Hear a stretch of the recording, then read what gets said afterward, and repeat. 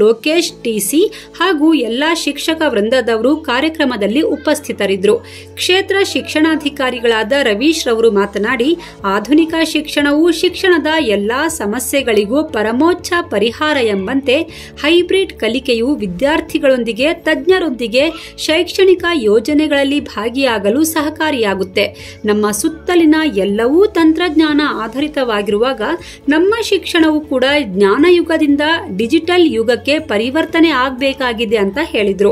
ಹಾಗೆ ಈ ಕಾರ್ಯಕ್ರಮವನ್ನ ಉದ್ದೇಶಿಸಿ ಸಂಸ್ಥೆಯ ಸಂಸ್ಥಾಪಕರಾದಂತಹ ಶ್ರೀಮತಿ ವಿಜಯಾ ನಾಗೇಶ್ ಅವರು ಮಾತನಾಡ್ತಾ, ಹೈಬ್ರಿಡ್ ಕಲಿಕೆಯಿಂದ ಮಕ್ಕಳಲ್ಲಿ ಜ್ಞಾನವನ್ನ ಹೆಚ್ಚಿಸಿಕೊಳ್ಳಲು ಸಹಕಾರಿಯಾಗಲಿದ್ದು, ಈ ನಿಟ್ಟಿನಲ್ಲಿ ಜಿಲ್ಲೆಯಲ್ಲಿ ಸಂಯೋಜಿತ ಕಲಿಕಾ ಕೇಂದ್ರವನ್ನ ತೆರೆಯಲು ಅವಕಾಶ ಮಾಡಿಕೊಟ್ಟಿರುವುದು ನಮಗೆ ಹೆಮ್ಮೆ ಎನಿಸುತ್ತೆ ಅಂದ್ರು.